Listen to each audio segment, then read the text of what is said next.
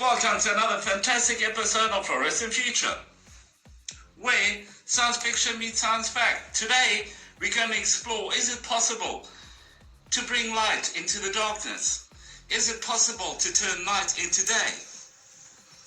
And is there an eco-friendly way that we can bring death to the West?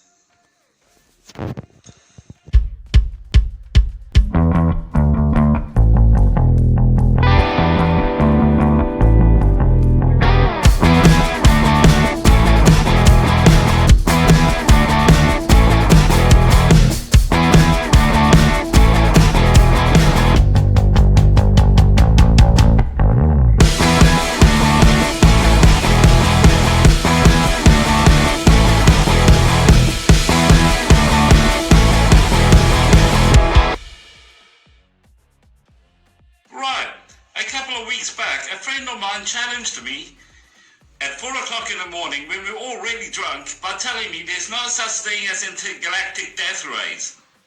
Challenging me. Right. So anyway, I decided I'm going to prove him wrong. And the best way to do that is to research the hell out of it, because I remember having the conversations about this in the past with people that actually knew what they were talking about. Sadly, I came up with way too much information, so today I've just decided that I'm only going to focus on just two intergalactic death rays. There's many, but the two that I'm focusing on in particular are very dear to my heart because they are eco-friendly. They rely entirely on solar power to destroy cities and oceans on Earth. We all know we have to do our bit.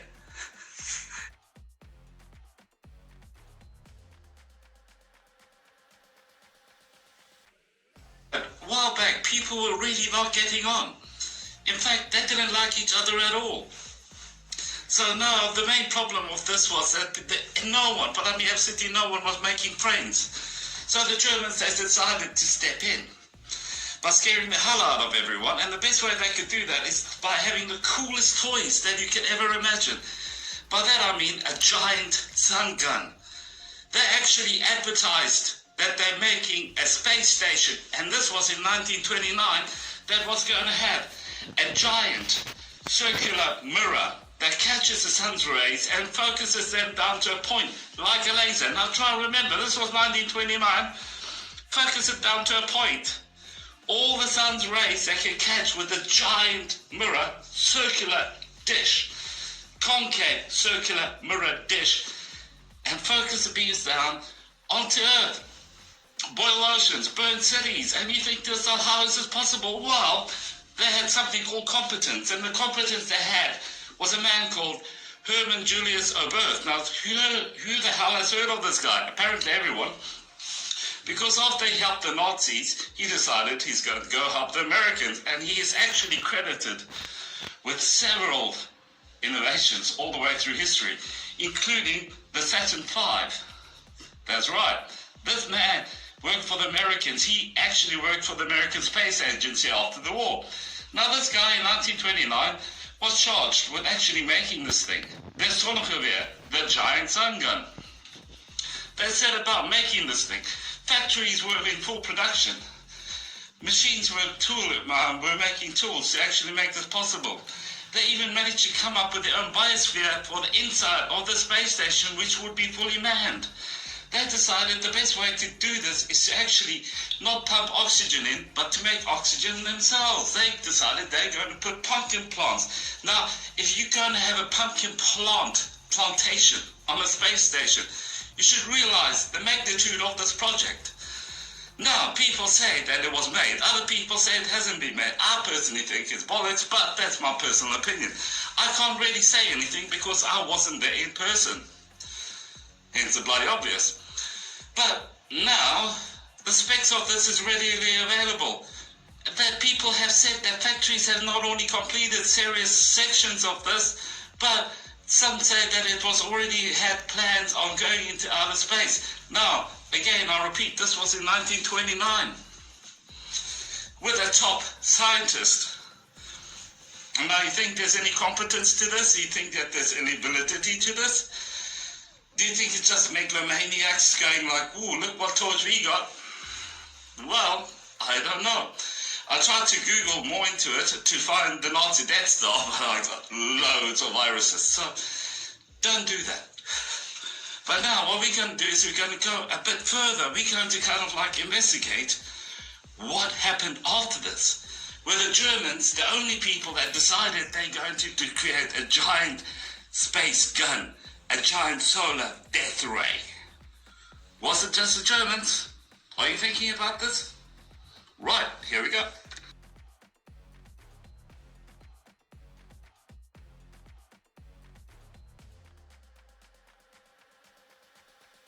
Right, now with the pesky Nazis gone, we thought that the world didn't have any problems with this whole concept of megalomaniacs and the whole world domination thing. But as it turns out, the Russians were going around, we're not going to be left behind. Hell no. So they decided they're going to come up with something called the zanyamia. Now you think it's just a zanyamia. What is a zanyamia? Is it a French pastry? Is it a Twinkie? Is it a French Twinkie? Is it a light, glorious pastry? No, it's not. It's actually a giant solar death ray. Intergalactic solar death ray. Right. So, now that we got that out of the way, that it was very inappropriately named, it actually stands for the word banner. And the reason it's called banner is because it had this new death ray. It wasn't a space station. Oh no, it was just a satellite. And instead of having a fixed metal dome that they had to build, they were just going to roll out sails like tinfoil. Except it wasn't tinfoil, so don't quote me on that. Anyway, they were going to have this giant frisbee-like, sail, reflective sail, which will catch the rays of the sun and focus it down to Earth. Now you think to yourself, wow, the Nazis tried this, and now the kooky Russians are at it.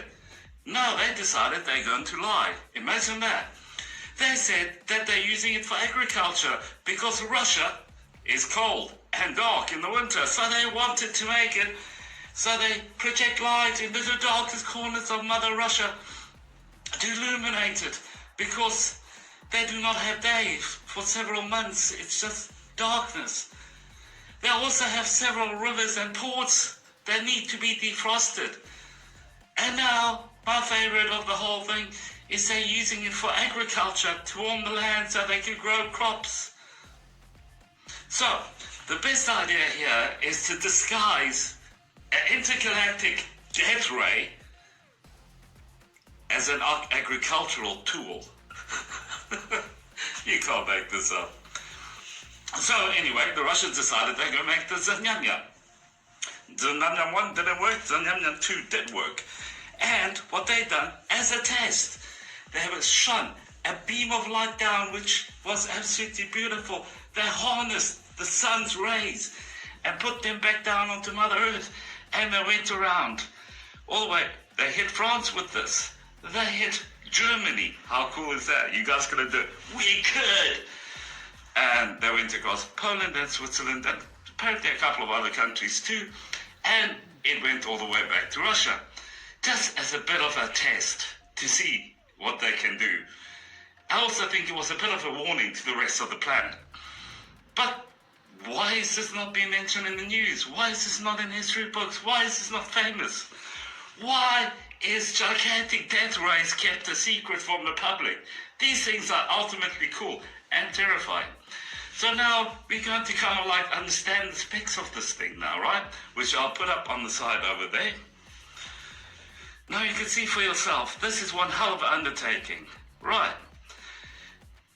You know, the whole death ray thing. So what they've done is they decided to make Zanyamya 2.5 because Zanyamya 2 was fantastic. Zanyamya 1 just didn't work out. But the Zanyamya 2.5, apparently the cell got caught on an antenna and it didn't roll out. And even though they were making the Zanyamya 3, they said they never completed it and they gave up on it. I personally call bollocks, because it's impossible to have one of the coolest weapons of all time, which is solar powered, if I may add, and give up on it.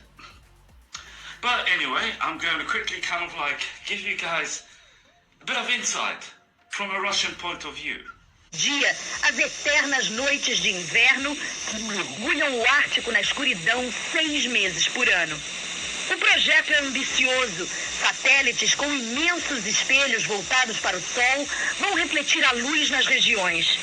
Da Terra, os espelhos vão servir... Now, is Bishop, the main man, talking total BS? Yes, and I thought just in case, switch it up a bit, I might get some proof going as well. So this over here is going to be an English guy speaking the Queen's English, telling you all about the things that no one else told you. Because apparently having gigantic death rays in outer space is not such a big thing. So we would use directly sunlight to illuminate some selected part of the planet, particularly where it is dark for many months. 6 years ago, in a similar experiment, a smaller mirror was unfurled from the nose of a Progress supply vehicle. It shone like the moon and sent a weak shaft of light sweeping across the face of the Earth. In today's experiment, the light should shine on individual cities for minutes at a time. First, cities in Russia and the Ukraine, then it should light up an area between Liège in Belgium and Frankfurt. By midnight, it will be... Now, let's take a look at things from a Russian's perspective, shall we? I looked high and low, and the more I looked, the less I found. But I did manage to find some stuff in Russian. You guys do have to excuse me. I assume it's for the Zanyamya 2.5, the one that didn't open. But I don't speak Russian, so I have to fill in the gaps, if you will. So, anyway, I'm going to hit you with this. It is remarkably hard to find any evidence of this even existing. Outside of Wikipedia, people just seem to have forgotten that this once was a real thing. Пока оно опять сюда не подошло к ним. Ну куда? Я говорю, зайчик привезти вначале в центр, а потом уже крутить. А где у тебя зайчик? Нет, ничего. Работа у тебя горит? Работа горит.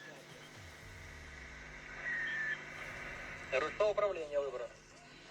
Что, сами транспаранты загорели? В этом сеансе космонавты с помощью двух импульсов двигателя малой... Now, megalomania sounds cool, and it is a fantastic hobby to pursue. But when you think about it, do we really hate each other that much that we need to kill each other with eco-friendly death rays? I think it's about time, instead of us spending money on war and Armageddon and ways of killing each other, we should rather spend the millions, if not billions, that it costs to put these toys into space and put it down to our own people. With the millions and billions spent on this, we could have cured world hunger, we could have destroyed poverty, we could have made homelessness a thing of the past. I'm not going on a massive hippie rant, I'm just pointing out that this is a really dumb way to spend money. We could have actually spent this on space exploration, boldly going nowhere, because literally in space you're going nowhere, because you have no idea where the hell you're going. It's space. So, okay, there's a point to this somewhere. Oh, anyway, guys, listen here. I could have went off the rails at one or two spots, and some of my things might not be accurate. That's why I need you guys to fill in the blanks. If I missed out anything to do with intergalactic death rays, which are eco-friendly, we're talking solar-powered death rays only, okay? Things that harness the sun's power to destroy things on Earth or surrounding areas. So, I hope you guys enjoyed my rant, guys. A lot of love. I do appreciate you guys sticking through for this. Now, as always, please don't argue horribly in the comments. It's a discussion, okay? It's not a fight. So, a lot of love, guys. I hope to see you guys in the next one really soon. Peace out. Oh, and before I do that, like and subscribe. And if I got merch, buy that too.